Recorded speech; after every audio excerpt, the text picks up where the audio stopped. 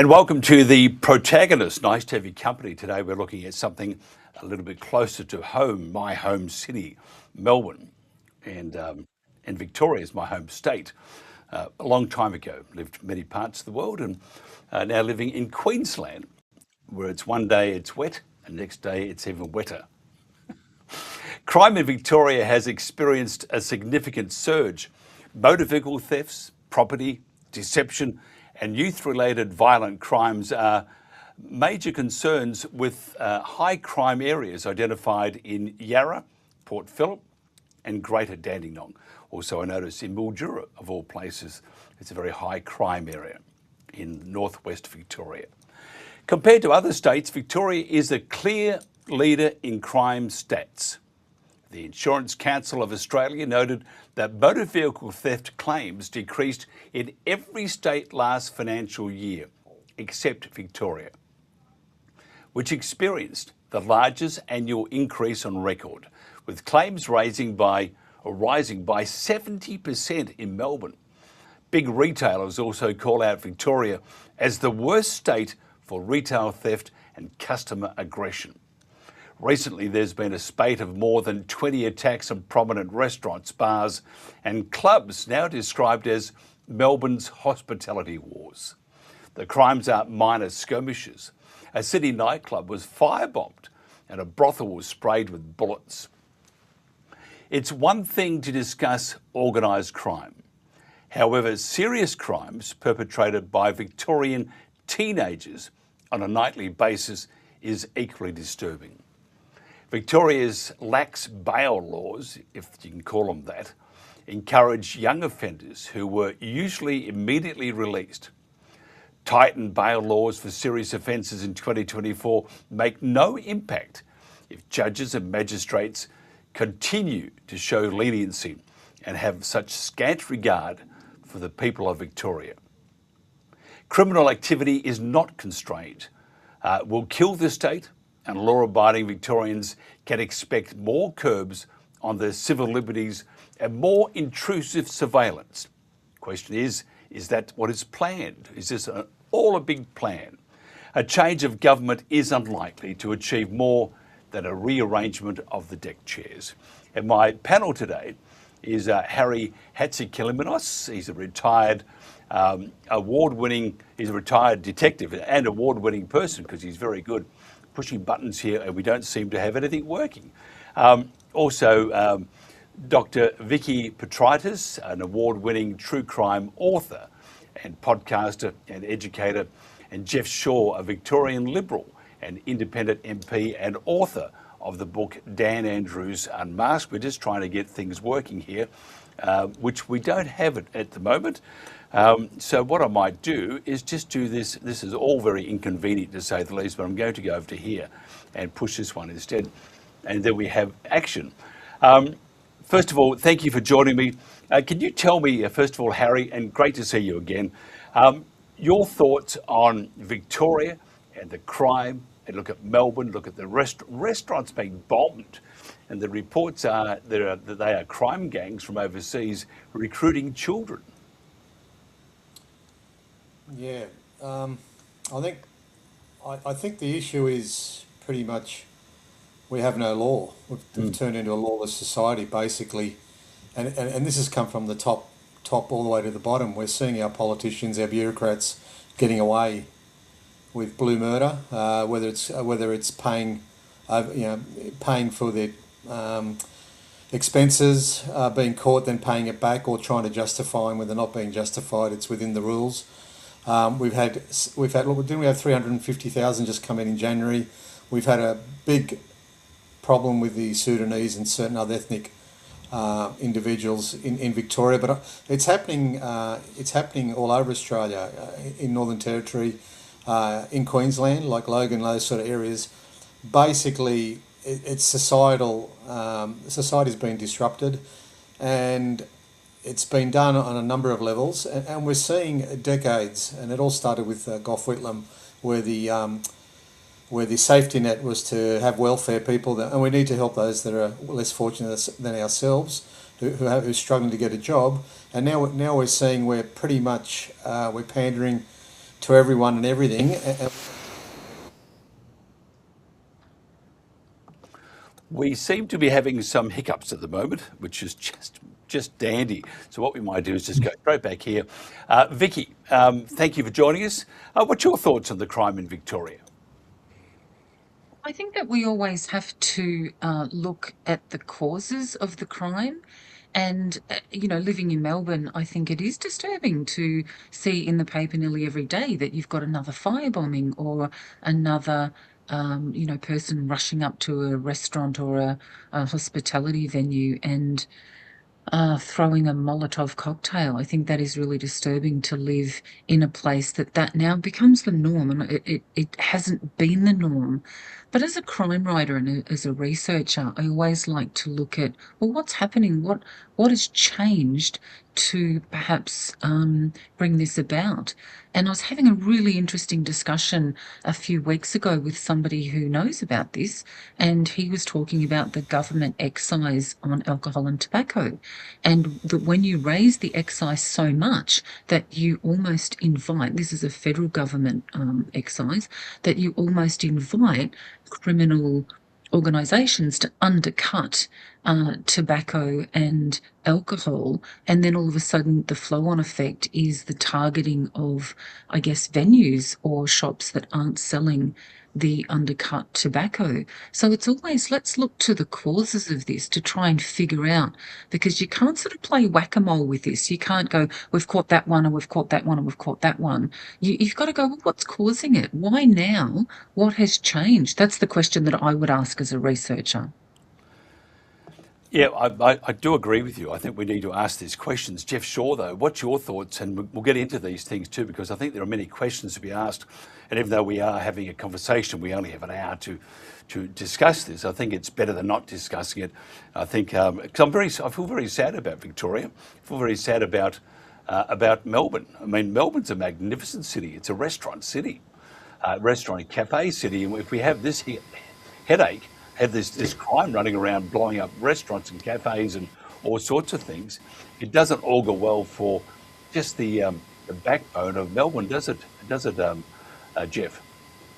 Hi, Mike. Can I go back to one of your comments you said at the start, which Victoria was number one in crimes, but we have a great record of being number one in many things, and we were the number one place in the world that had the most lockdowns and the longest days in lockdowns. We're one of the only countries that lost the Olympic Games and had to pay someone else to take the Olympic Games and have them host it. So we like being number one in a few things. And I think it's very disappointing because at one stage we were number one in the world, voted as the most livable city in the world. So I think it's more than disappointing. And to be honest, I pick up on Vicky's point, go to the cause. And you can't do the whack-a-mole thing, but there are certain things you can whack. And one thing you can whack is the leftism that's coming through in Victoria. It's in the DNA of Victoria now. For all this century, bar 4 years, has been a Labor government. They're entrenched through the legal system. They're entrenched through the police, all the public service. I think it's disgusting. We've lost certain values that we held pretty dear. I mean, when I grew up, we still had prayer in school. I was in Scouts and we saluted the flag and all that type of thing, rightfully or wrongly. We had a pretty good time back then, and now not so much. We haven't got that foundation of what it means to be able to live and be a Victorian, or particularly be an Australian. Manners are out the door for a lot of the time as well. And I think these real basic things need to come back in as common courtesies. I think we're lacking the common courtesies in Victoria, and it's gone way to the other end where we're having those machete attacks. Yes, I think we were, and I think so in Queensland, Harry, you would see it too. News is taken up by crime in Melbourne. Can I ask you, Harry, while we have you before you disappear in the ether, is this a planned demolition of a state, or just poor leadership? Yeah, you might have to call me Harry Houdini. I keep disappearing. Look, I've done an in-depth study and had a look at what's going on, and it's going on all over the world. It's called replacement migration. It's all to do with the UN and Agenda 2030. And what's happening is, I mean, we can't have 1.4, 1.5 million people come into the country. You can't have secret deals made with another country. Now, the immigration minister was on a podcast over in India saying that the way to fix the housing problem in Australia is to bring more Indians into Australia. Now, I'm just hoping that was just AI and maybe not quite true, but the way this government's performing, I wouldn't be surprised. I mean, look, there's a thing you can get it wrong once, fool me, fool you, get it wrong twice, fool me, get it wrong 3 times, then, things don't happen by accident. In my industry, there's no such thing as coincidences, and what we're seeing is basically the slow pulling apart of the fabric of what used to be Australia in the 50s, 60s and 70s. I grew up when there was no inflation. My parents who were labourer, my father was a labourer, 4 kids, grew up in Marrickville, in Albo's seat actually, paid off his first home in 8 years. We sold up, went to America during the oil crisis, which is quite interesting. We're going through a bit of a crisis now with oil. It was 3 months. It was a real bad depression or recession over there. We came back. He started all over again, and within 2 years, bought a $34,000 home in Marrickville in '74 with borrowed $15,000. Now that house is now worth $3.5 million. Now, how does someone in that position, let alone be able to put a deposit together, let alone rent it, let alone put a deposit together? Now, the problem is we've had irresponsible lending since '71. We've had compounded inflation at 2%, and we're now seeing the end game where we're into a hyperinflationary state. And we've got the Labor government, whether it's a Labor or Liberal, it doesn't matter. Now they're blaming the war. There's always something, but Albo, how many years ago, 10 years ago, said we need to get our reserves up to 90 days. But we did have 8, 10 or 12 refineries here. We did have a car manufacturing business. We had industry. Without industry, without GDP, you've got no growth, you've got no wealth, and you've got no savings. And we've offshored that all off to China, Vietnam, and everywhere else. Now they're millionaires, and they're coming back and buying everything up. So it's no surprise to me what's happened, and it's happened very slowly. And it all started with Keating and Hawke when they deregulated the dollar and let all the foreign money in. And now we're seeing, unfortunately, it's the have and the have-nots. Small businesses being decimated. The lower end are going to drugs or alcohol, which is supercharging or turbocharging the crime rate.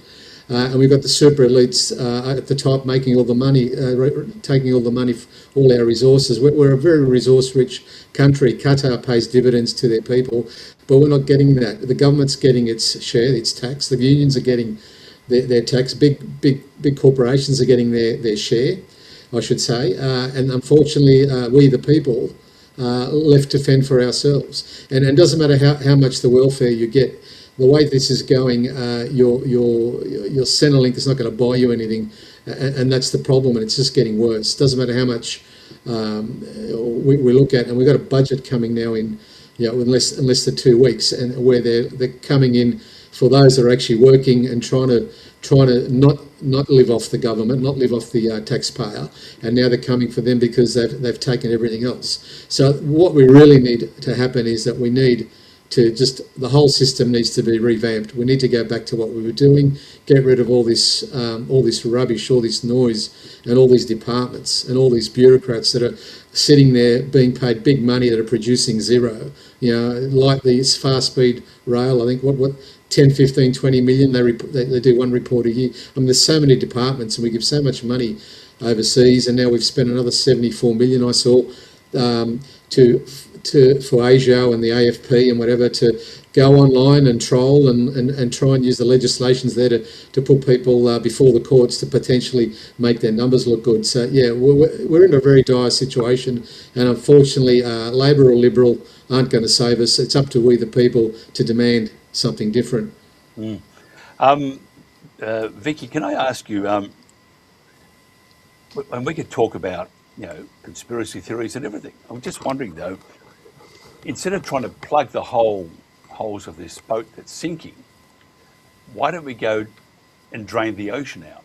And what I mean is go to the parents, go to the families, go to the communities, and have and stop this from happening instead of plugging the holes and trying to fix it when it's happened and created the damage. Why won't government do that? I mean, and again, we have the back to the leniency of the laws themselves. You know, up front with I read somewhere where there was a girl, a 13 to 14-year-old girl, had 100 charges, 100 times she'd been up before the boys in blue, and magistrates just let them out. So instead of trying to plug that hole, surely we should be doing it from the source and not at the end of this damaged chain. It's a great point, Mike, because I think that we shouldn't assume that that's not happening. I interviewed a police officer last year who was doing some extraordinary work where he is operating, and he was trialling a program where they looked at, and he was doing his own personal study, where he was looking at recidivism rates and looking at, he got a scholarship to go overseas and go to countries that were doing this really well, because that's what we need to be doing. We need to go, well, who's doing this really well, and what is it that they are doing that are lowering recidivist rates, that are really targeting young people and saying, well, all right, this person's committed a crime. Because the thing is, it's not judges and it's not magistrates, in my opinion, that if we lock up the girl that's got 100 charges, is she going to come out a better member of society after serving prison time? And I think that the answer is no. And so what they were doing, what this cop was doing in Melbourne, they had trialled, and this has been going on for, I think, a decade, and they got great results where they were doing intervention with youth offenders, where they would go to the offender and say, look, what is it that we can do that is going to help you become a member of society that you can be proud of and that we can be proud of? And so they had these interventions, and he was talking about, what if we had a situation, if there was a youth offender and that they were caught, instead of giving them jail time or incarceration, that they had, say, a 2-week intense program where they were not sort of locked up in terms of prison, but they were put somewhere where people could figure out what the intervention was. Because what we want to do is we want to turn these offenders around and say, is it a drug problem? Because if it is a drug problem, then your intervention might require, drug therapy. Or is it for a lot of these, just anecdotally, a lot of these are single mothers that are taxed beyond reason in terms of their time and resources, trying to do parenting and trying to hold down 2 jobs. And what are we doing for those kind of families? And is it simply, and I've heard some solutions that are offered, which I think are beautiful, that is it about, if we had a problem, say, of youth crime, I think you mentioned, the Dandenong region, and, is it, how many of these offenders are not coming from families that are offering them the things that maybe other families might be able to offer? Is it buying a couple of minibuses, recruiting a whole bunch of volunteers, perhaps great male role models, to be taking these kids to sport, to be taking these kids out to, camping? And I think, Jeff, you mentioned before scouts, but often it's the resources that the mother, if it's a single mother family, she does not have time to do this because she has to pay the bills. And I think Harry talked about the financial difficulties that families are facing. What if we as a society said, well, look, these kids are out there, they've got too much energy, like all kids, and we need to provide them with something that is really meaningful, that gives them another way to move forward, rather than the overworked mum, the kids gravitating toward, I guess for them, might be these strong male role models within a gang environment. And so, look, there is a lot of work being done, and I think that we don't often hear about that because a lot of the news stories do focus on the bad parts. But, listening to this man, it was just what they were doing in their district was extraordinary.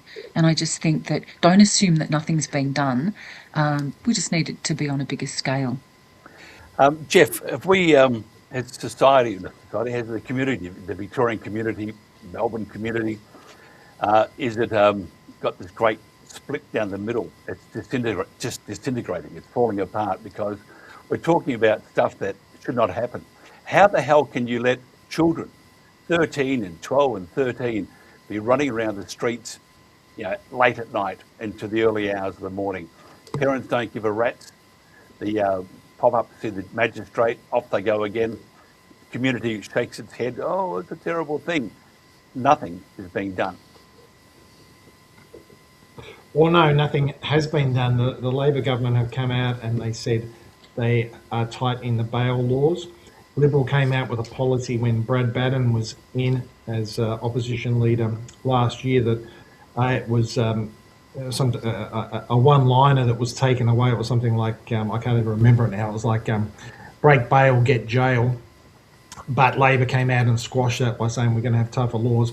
I think a lot of it's talk. I like what Vicky said with regards to programs for kids of that age. I don't know how you let 12-year-olds go, but if you're going to hand all of that responsibility to the government and not onto the parents, I don't like that either, because I think government are quite happy to take and be the nanny and be the mum and dad through education and through many other things, through regulation they put together. I don't like the overreach of government, so I think it comes back to the parents. Yeah, I don't know. I think the here we are. It's that person's fault. That person's fault. It's actually Victoria's fault. It's our society. It's the community. We've allowed it to happen. They have scant regard for or scant respect for the law, and no regard for the law. They can do what they like. We're talking about the children here.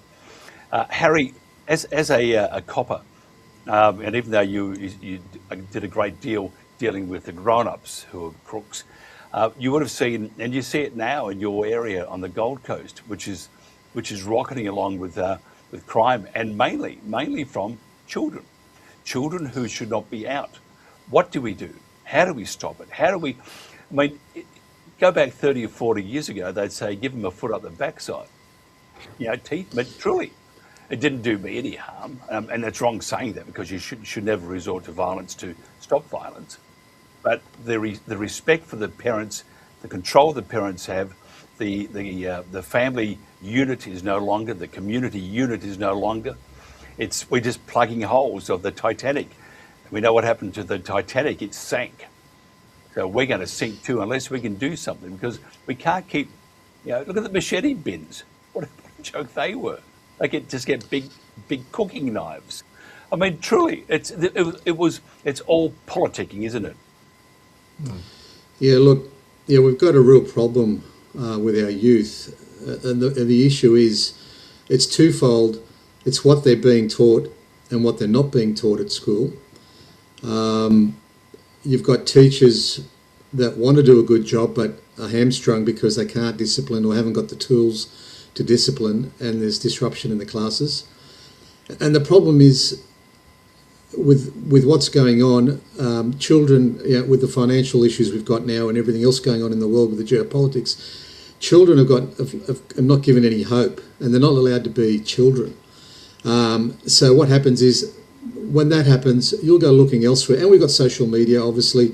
If you're not getting what you want, the parents are doing 2 jobs, maybe 3. The kids are in the school system where they're being handed over, and it's just the churn, and spending minimal time with their parents. They're not getting proper supervision, or they're not being asked what's happening, what's going on in their lives.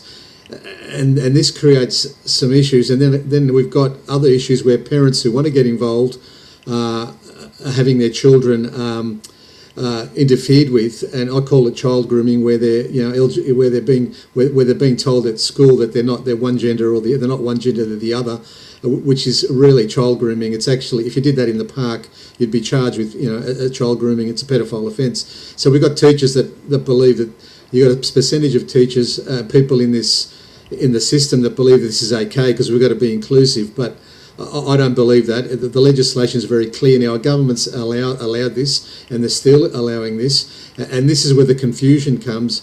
And I think what we need to do is we need to change. We need to give the children hope. I mean, when I went to school, I wasn't taught our constitution. I wasn't taught how to be an entrepreneur. You know, we had disruptions, but at least when the disruptions happened, the teacher had the authority to send the child to the principal, where they'd be stood there, whatever, and yeah, they may get the cane, but they may not, but at least that pupil was taken out and the other students could learn. But now we've got a problem where you might have 15, 20, 30 disruptive students in a class and they're not learning anything, and that's reflecting in the NAP plan. Children are coming out from school, they can't read or write. And the other big issue we've got a skills shortage. And when I was at school, if you weren't interested in school, you weren't being stimulated, you didn't want to learn, you didn't want to go to university or whatever. In those days, you had to get the marks. It was free, but you could go get a trade at year 10. You're still living at home. You go and got a trade. Now, tradesmen are earning good money. So we've got some structural issues that need to be addressed, but for some reason, those structural issues have been created the structural issues have been changed, and now we've got the opposite to what we had. And we've got to ask ourselves, how did we get here, and why are we doing this? And unfortunately, our whole system and our government, and it's everywhere, is tied in to these international bodies, corporations, who actually, and we've got treaties, who should not be having a say into what happens with the way our parents can deal with their children. I mean, you've got to get their parents got to give consent for a medical procedure if a child is under 18, but then we're providing puberty blockers for 4-year-olds at Melbourne Hospital. I mean, this is just mental illness. This is ridiculous, what's going on in society, and someone's got to call this out, right? And we've got no politicians, unfortunately. We've got politicians with no backbones. We've got no leaders. We've got no leaders in our bureaucracy. We've got no leaders in our police forces up the top. Now, 250 New South Wales police refused to take the COVID vaccine. Now they want them back because there's a shortage. No one wants to be a policeman because they've ruined the reputations of the police force, of the services. Now, those 250 people should actually be running our force, running the forces. The people that refuse to actually know the law, know the Constitution, and stood up for our inalienable rights and also our bodily autonomy under the Vaccination Act. Now, this is what's gone wrong. We've got people that know what's going on, and they're sitting there taking their 30 pieces of silver and not standing up. We had a lot of doctors that spoke up during COVID. We had a lot of people that spoke up, and they were treated appallingly. And this is the issue. If we can get people, we the people are the majority. A lot of people know this, but they don't want to speak up because they're worried they're going to offend someone. If we did this, it would be game over, and we'd start seeing change. We started getting there. We started getting a bit of traction. We've got a bit of traction now where we got the COVID vaccine injuries is going to trial now. We're getting some traction overseas with the 2IC to Fauci has been indicted. They're saying Fauci is going to be indicted. I don't think that's going to happen, but that'll be good. But we need to see heads put on the chopping block here in Australia as well. Chief medical officers, chief health officers, and police who are not under the Biosecurity Act are not medical officers to be able to order people to take a experimental procedure. And that's what it was. It was an experimental procedure, unproven, and now that the data's out and we know that there's issues with it. So what we just saw through COVID is symptomatic of what's been going on in our society over the last decades, and that's how we got here. And while we've got high inflation, unfortunately, they're never going to fix this because politicians want to get back in. Unfortunately, it's going to be fixed for them. We're in the middle of a reset. We're in the middle of a geopolitical and financial reset. I don't know if people understand what's going on, but if the politicians aren't willing to do it, it's going to happen anyway. And unfortunately, it's going to be a lot worse than if they actually had the spine, the intestinal fortitude to do what's right for we the people. We vote them into Parliament to do what's in the best interests of the people, not their party, not themselves, and not foreign interests and foreign corporations. And unfortunately, I think that's what's going to happen. And that's what it's going to need to take for this whole system to reset, to go back to some form of normality. Very sad to see. Very sad. I'm very disheartened to say that, but unfortunately, that's the reality. I've still got hope. And that's why I speak out every day and try and get people to get educated, become their own central bank, look after themselves, form their own communities, and this is how we do it. We work ourselves and we take ourselves, because these politicians are going to save us. We saw this through COVID. There were winners and losers. Some people got paid, some people made a lot of money, other people lost their businesses, they were destroyed, they committed suicide and whatever, and relationships and families were destroyed, and that was all done by government who had no place in the Constitution to actually do what they actually did. And it's very sad, but I'm very enamelled, and I hope that a lot of people, if they can see these podcasts and what other people are doing, that we can try and fix this. And if we can do that and start prospering as a society, a lot of the issues with crime and what's happening in society will start to be alleviated, will go away, because, you know, we didn't have these issues in the 60s and the 70s when I grew up. There was no problems because people had, if you wanted to work hard and get ahead, you could. If you wanted to work hard and party, you could. You could still pay your rent. You could still save a bit of money, but you can't do either at the moment. And when people have lost hope, and when people lose hope, they start looking, they start going away, morals, things start decaying, and they start looking, crime rate increases because then they're left with, or they believe they're left with no option. And we've also turned away from God. We've lost our spirituality and our morality. If we can do that and come back, and then maybe there'll be some hope, and that's all we can hope for. But unfortunately, our politicians are showing with their legislation, this LGBT, transitioning a boy to a girl, and it's come out. These children come out at 16 or 18, then realise what's been done to them. A lot of them are committing suicide, or now they're suing doctors because what's being done is not right.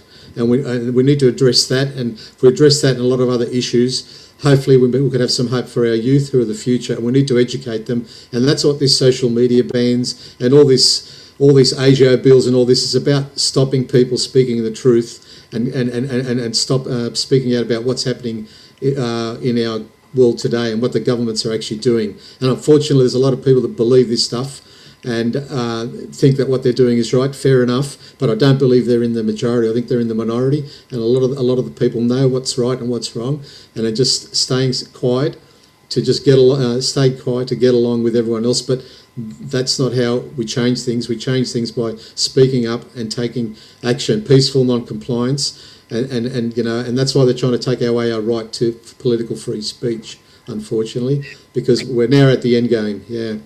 Vicky, I'm just thinking we tell the young offenders and those roaming the streets that not to break the law, show some respect, be honest, blah, blah, blah, blah. And yet we look at the Victorian government with the as an example, the CFMEU. Now, if you're looking for a direction and looking forward to a respecting an entity, it would seem that the government is not the ideal focus point because of what they've done. Most likely, I would think that, Vicky, we need to start setting by example and not saying do as I say and not as I do, because to me that would seem to be part of the problem. And they would be saying, and I'm sure your police friends would say, oh yeah, we can do what we like. They do it, we can do it. So how do we fix, I suppose, the head of the snake? That's such a big question. I think that I think that we do need to lead by example, and I think that we need to give kids something to look up to, because, but to be honest, I don't really think that kids pay a lot of attention to politics. I don't think that they're watching the nightly news ever, and I certainly don't think that they're watching the nightly news to say, oh, where's my role model in Parliament? I just don't think that's a thing. I think young people are finding their role models in all sorts of places, and I think that the rise of the manosphere is one of the big problems. I'd just like to challenge something that Harry said. I think it's really easy to listen to rhetoric and say, hey, every teacher in every school is telling kids that they can be whatever gender that they like. I've been a teacher for 31 years. I'm at the coalface. I have never, ever heard a teacher ever go into a school and start a lesson with, hey kids, you can be whatever gender you like. I don't know where that's coming from. I'm a PhD researcher, evidence-based data. I mean, you might get one person on social media saying, hey, this teacher said that. But by and large, my job as a teacher was that if a child identified, LGBTQI, if a child identified as a different gender to that assigned at birth, it was my job to be respectful and supportive. And it was the school's job to be respectful and supportive. And that was not done without a whole lot of research, talking to a whole lot of experts as a staff. And I think Harry referenced people are committing suicide because of a gender realignment that they didn't agree with. But the suicide rates among children who did find themselves discovered that they were transgender or come to that realization are really, really high. And so what schools are actually doing at the coalface is really addressing and supporting these kids. We're not telling kids that they can be anything that they want. We're too busy teaching the curriculum, and that school's a place of lawlessness, and teachers don't know how to control kids. That's not true. I was a teacher for 31 years, and I am absolutely able to control kids, and I'm able to control it respectfully. And I think it's a little bit naive, or it's a little bit nostalgic to look back and say we didn't have problems in the 1960s. I grew up in the 1980s as a teenager, and remember the streets of Melbourne were teeming with, I think they were called Sharpies. Do you remember them, with the mullets and the cardigans? Right, I mean, it's my... Do you remember that? Yeah, but unfortunately, I do. Were you one of them? Oh, sorry. No. I worked. No, we had them in Sydney as well, the Sharps and the Skinheads. Yeah, I had them when we grew up. They were the gangs. And I think we had them all the way through. And I think it's really naive to say, gee, if only we went back to God. And I mean, which God? Which one are you talking about? Because a lot of different religions have different gods. There's only one. Yeah, but there's only one, the Holy Spirit. Yeah, yes, but I've got to just jump in here. Father, the Son, and the Holy Ghost. Yeah, but I have to jump in here. We are a Western society. For you. Yeah, and Western society, or Western society is based on Christianity. It is. It's been based on that, and look at all the laws are based on Christianity. Yeah, well, Christians are being demonized. I think they're one of the most demonized, religions in the world. I think we need also to show, and they also teach Christians to turn the cheek. Don't know if that works, but I think there's a place for, if you believe in a higher being or in a God, that's your choice, and that's part of being in a democracy. Well, that's not actually true. If you actually read the Bible, where Jesus does say to pick up the sword, so Harry, that's not wholly true. Yeah, no, we'll keep on this one at the moment. Otherwise, we'll be here till midnight. So Vicky, you were saying.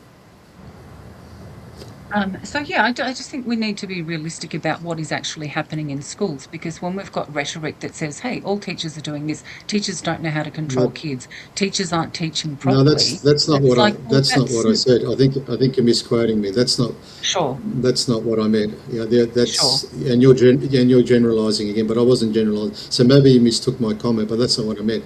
But I know when I grew up in the 70s and 80s at school, it was very strict. We had the cane. And and I went to a public school, and I'm specifically talking about public schools.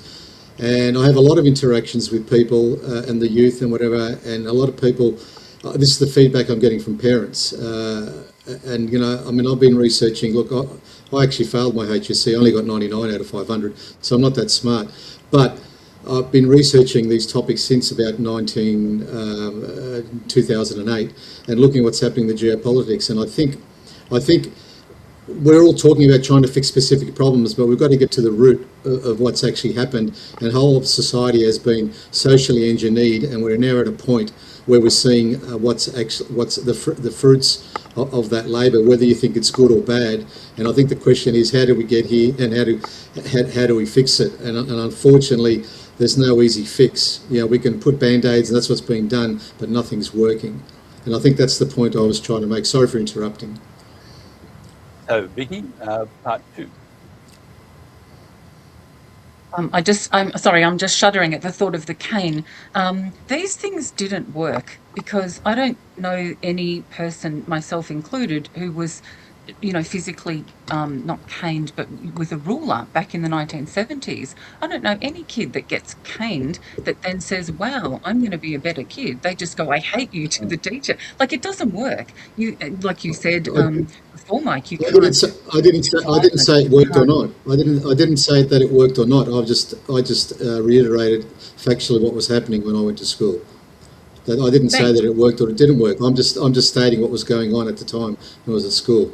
I think you might be Education is misunderstanding. always it's about learning what we did yesterday and learning what we can do tomorrow to make things better. So that what we did in the 60s might have worked back then, it might have been what we knew. But when we know better, we have to do better. And that's to me what education was all about. Yeah, but why have we got now children coming out that can't read, that can't write?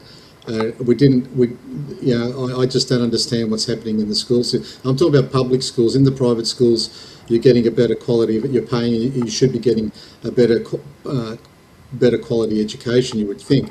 But I would like to think you're getting that in the public schools as well. But what is going wrong, especially in the low socioeconomic areas like Campbelltown, Logan?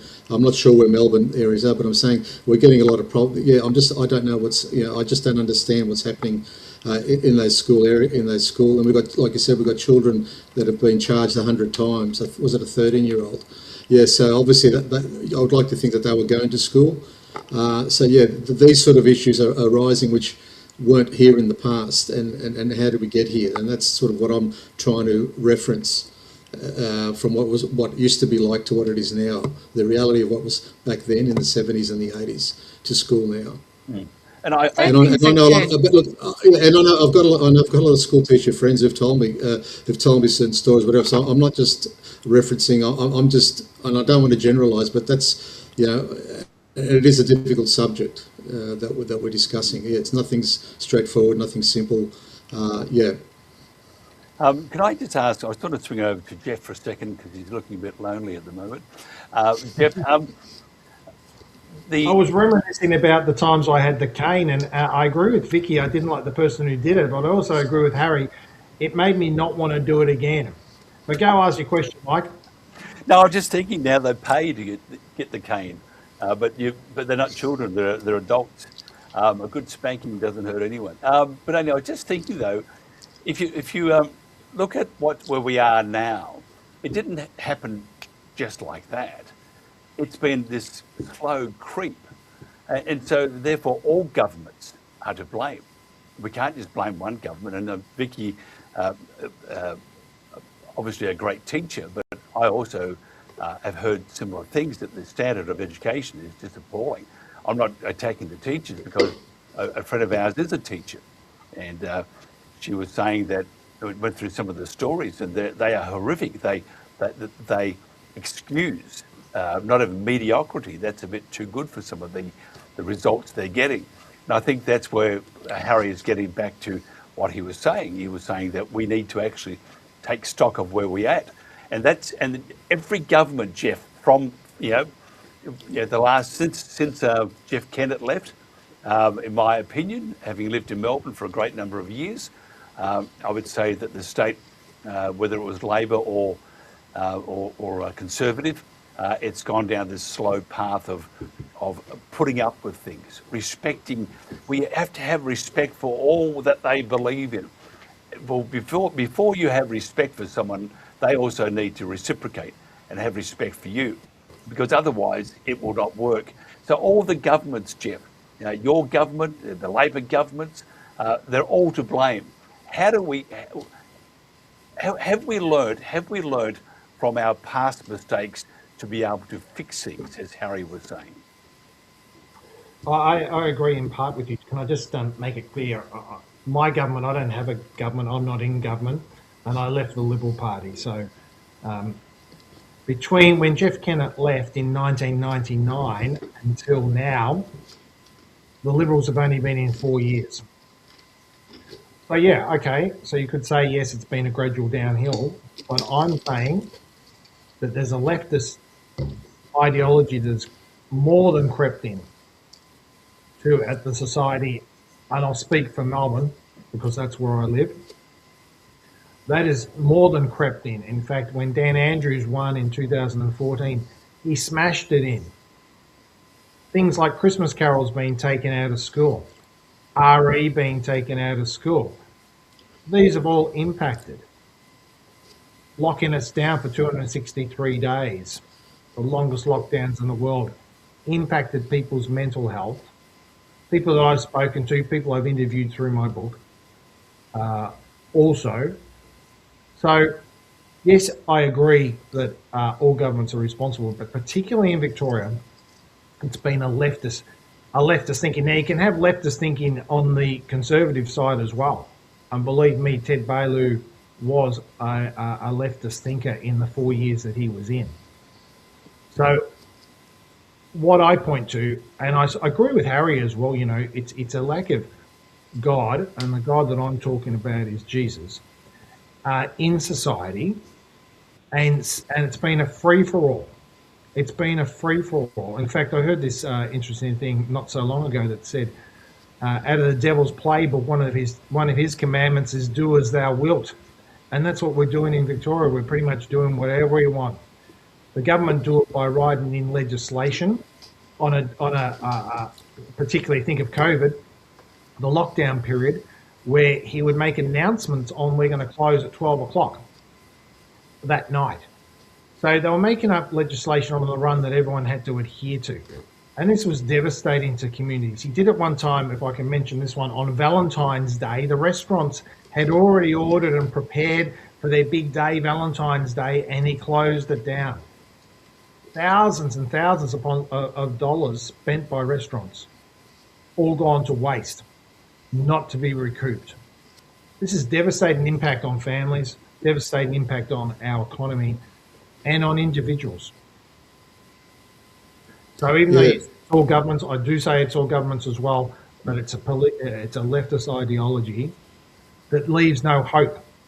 It leaves no hope. There's no leftist economy in the world that has left hope to people.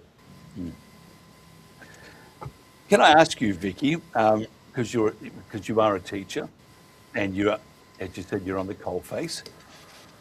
The disassembling of the family unit, or the disassembling of our community, and the slow downfall of the West, and we're looking at Victoria and Melbourne at this stage.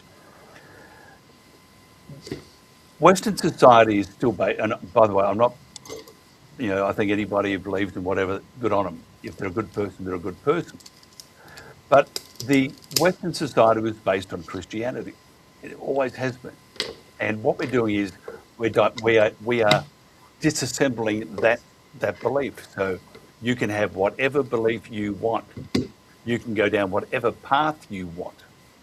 You can't. I mean, you can have a belief. You can't go down any path that you want. You can't do what you want all the time. You can't do that. And I think a lot of the problems we have at the moment is that people think they can do what they want.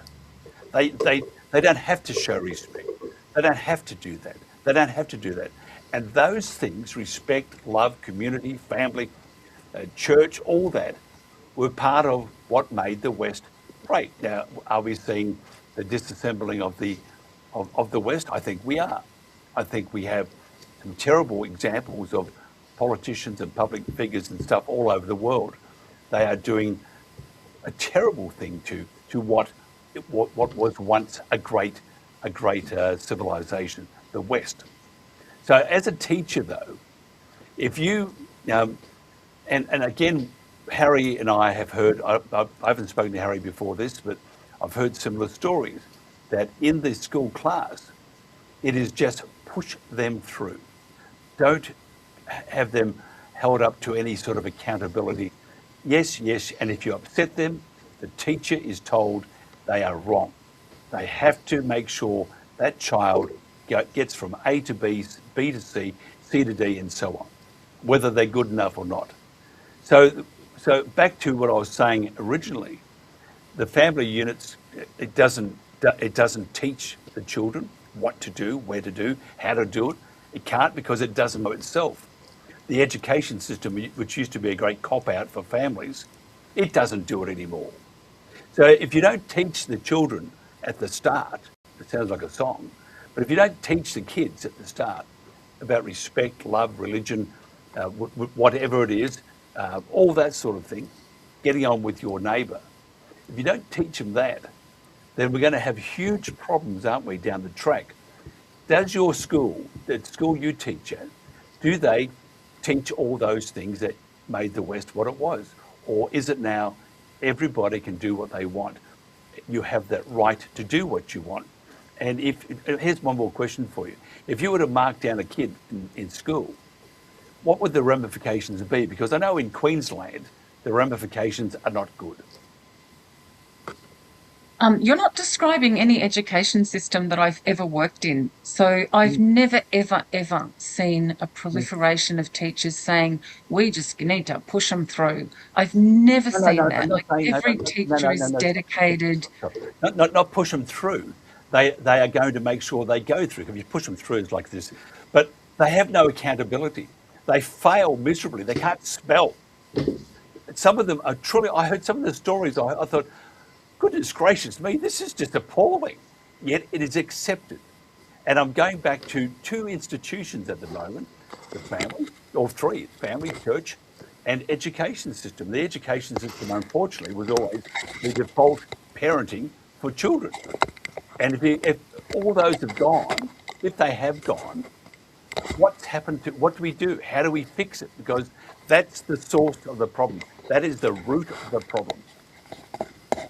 I'll just sort of speak to my experience in that. So, to me, I think, all the teachers that I've ever come across, whether it's a private school or a state school, are all mostly really dedicated to getting the kids through, and we care about those kids. We talk about lawlessness or unaccountability in classrooms. I've never seen that, because as a teacher, if you don't develop skills to control your classroom and to teach those children and encourage them to work in a group, then you're going to have chaos, and that's going to be really unpleasant to go to work. So that's not my experience. And I find it interesting that all of you are talking about church, in the sense that I think why has the church got less people going to it? How are they catering for people? And certainly as a woman, and I grew up in the Catholic Church, and I taught at Catholic schools for many years, and I think a lot of women are just saying, are the churches... I think that, and I've written a lot about this subject, I've written books on this subject, that there is a really big difference between a faith, so that whatever my personal beliefs in Jesus or the example of Jesus, and then you've got the man-made businesses that are churches. Agreed. And I know that that's going to set the cat among the pigeons. But and I've written a lot about sexual abuse within the church, and the church reacted as a business. And the church, did things with not paying compensation and bullying, evicted. They reacted as a business. And so I think, in my mind, I need to separate a sense of faith, with a business that, one, does not welcome women in leadership positions. Two, if you have a church that doesn't sort of acknowledge women and their agency in the way that is in any way equal, women are just going to go, I'm not going. And so, and I know that you're probably going to go explode, but the thing is, what is the church as an example? And I certainly wouldn't be comfortable sort of teaching kids that this is the prime example, and if we all go back to the church that doesn't allow women to be in positions of clergy, say the Catholic Church, and treats victims like they are the problem. Like, there's just so many problems in organised religion that I don't think that's the answer. And if you're talking about role models... Hang on. Stop. I want to answer this question, Vicky. If you don't have, and by the way, my dad, a prosecutor of the Catholic Church, I know full well what they're like, and the Victorian Police Force and the Victorian government. But having said that, if you don't have that, and he always said, they're just people, the boss is up there, he's the one. But if you don't have that religion or that family unit or that education, tell me this, how do children who become adults know where the moral compass is? I mean, does the moral compass come from church, or No, no, should I it don't know. be No, I said from inclusive? family. I said Church. from, no, no, no. I said from family, church, education system. Because again, the education system was the default parenting tool for families, but they had that moral compass. Now, if you take away the respect for all those institutions, and you say we're not going to go to church because we're not going to recognise, women, which I understand, which I agree with you, by the way, but you take away all those institutions with their numerous flaws, you still have that moral compass.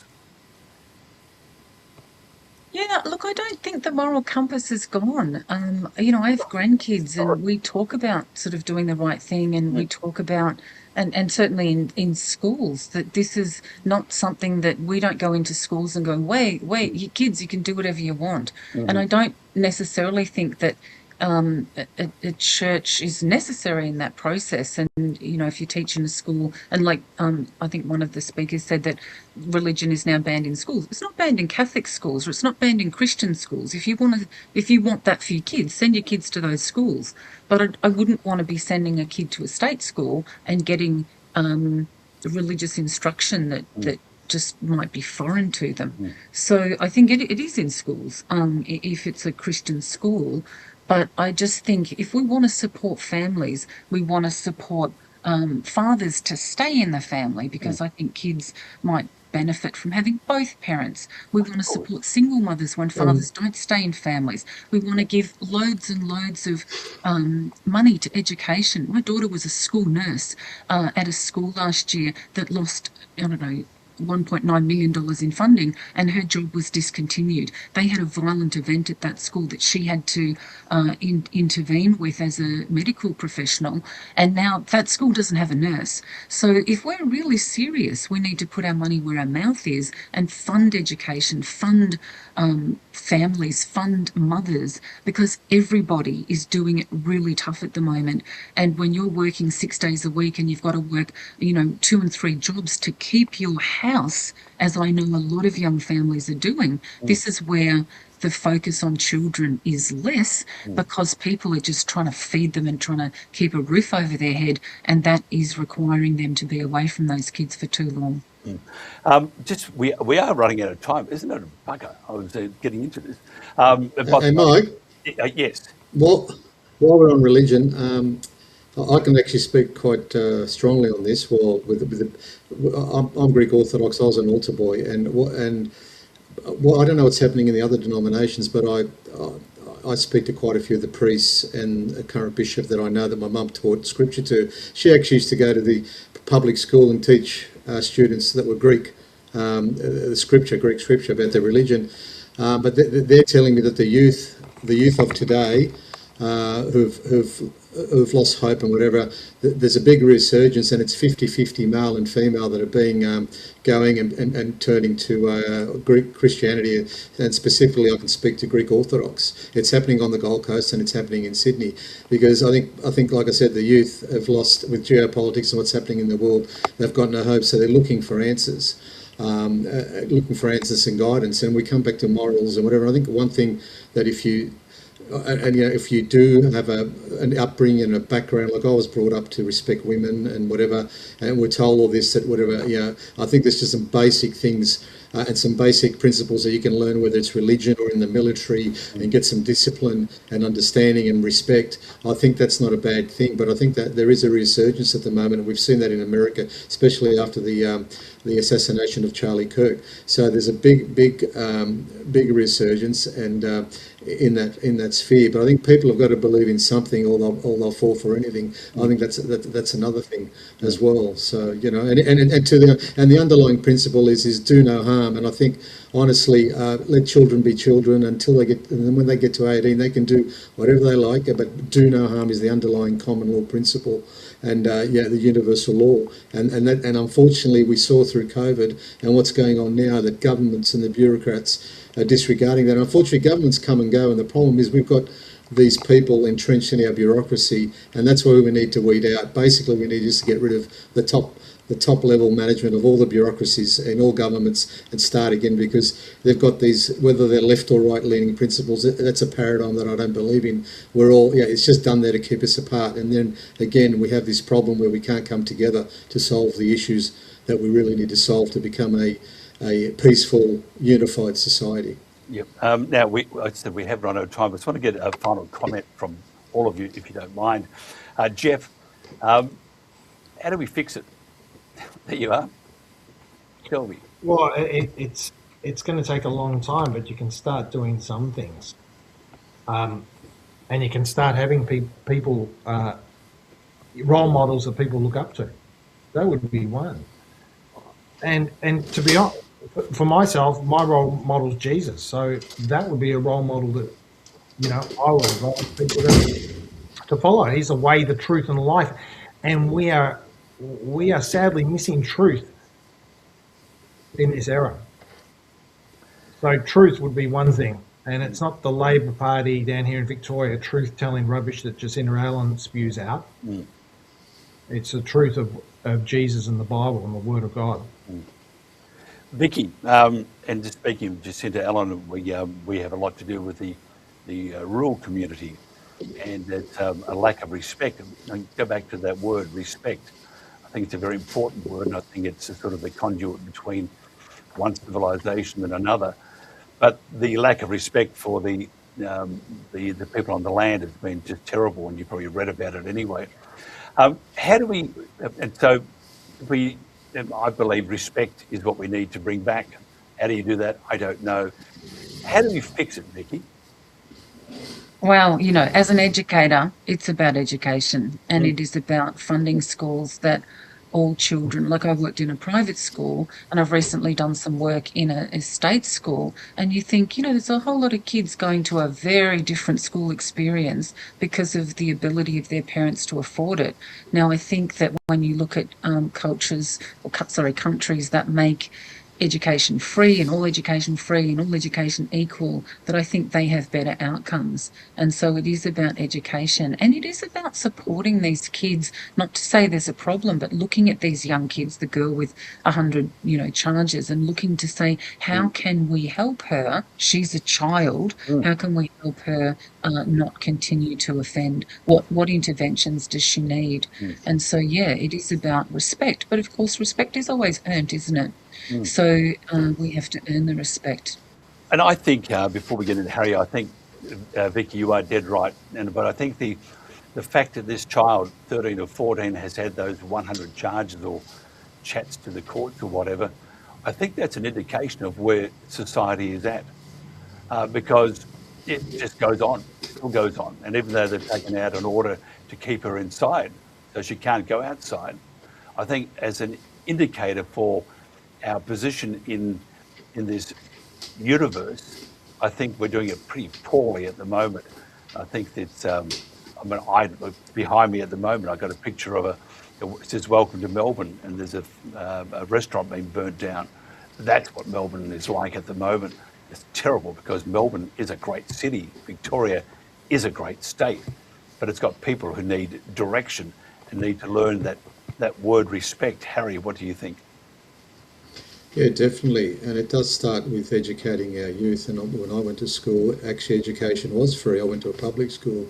The only thing we paid for was actually just if you wanted to go on an excursion, which was optional. And I think if governments of today stop wasting money on pet projects, on issues that have got nothing to do and that have no benefit to the Australian people, that money could be used to provide a better education, and educate and supply more teachers, smaller numbers, or whatever is needed. I think we had a review. We had a review a while ago into education, and that's what needs to be done. But unfortunately, the priorities are all wrong. Our youth are our future, but unfortunately, like everything else, the government just treats it as a number, and it just puts up a bit of band-aid solutions every now and again when something blows up in a particular area. And unfortunately, and a lot of that has to do with what's coming out of the bureaucracy as well. But that's what we've got to do. Our children are our future, and we've got to look after them, because that's. And I don't think we've done a good. I don't think we've done a good job, obviously, because of look at where the youth of today are, where the crime is, and what's happening in society. So we definitely have to have a good look at that. I would hate to be a policeman, Harry. I think it would be a terrible job. And Vicky mentioned what they do behind the scenes. I still would hate to be a policeman. I think they get very little support from the generals of the police forces and the politicians. They seem to be always used as a political soldier to achieve what that particular government wants. Harry, if somebody wants to find out more about you, how do they do that? Yeah, look, I'm on Twitter and on Facebook and on Telegram under my name, Harry Hatziklimios. And Vicky, just finally, your final thoughts and how do they get hold of you? And tell us about your next book. My next book, I'm just doing the final edits for book 3 in my fiction series. The first of the series is being made into a TV series on the ABC called Dustfall, which is super exciting, and it just won an award in Paris when they showed the first 2 episodes. So book 3 in that series is coming out later this year. Absolutely fantastic. I must read it. I mean, and you mentioned before about your conversations probably with victims and police and stuff with regards to the Catholic Church. My dad, he wrote a book, The Unholy Trinity, and Harry took Dad 40 years to get recognised for what he did, and going up against the Catholic Church and the Victorian Police Force and the Victorian government. And it's sort of like you put your head down, your backside up, and you just keep working through it. Good does shine through at the end of the day. And Jeff, if somebody wants to find out more about you, how do they do that? They could just go to danandrewsunmasked.com, danandrewsunmasked.com, and they can leave something there. Thank you very much. Harry, Vicky and Jeff, thank you so much for your time. We went a bit over time, but it was well worth it. Didn't discuss enough either. We'll do that next time. Behind me, by the way, is a picture of Melbourne, one of the restaurants burning. I find that highly disturbing, and that it continues, and they use children to achieve what they want. They're nothing but a bunch of cowards, and they deserve to rot in hell or burn in hell. Thank you for joining us for the Protagonists on the World Today. We'll do more tomorrow. Be kind to your neighbours, be kind to your friends and family, and most importantly, be kind to yourself. This has been The Protagonists.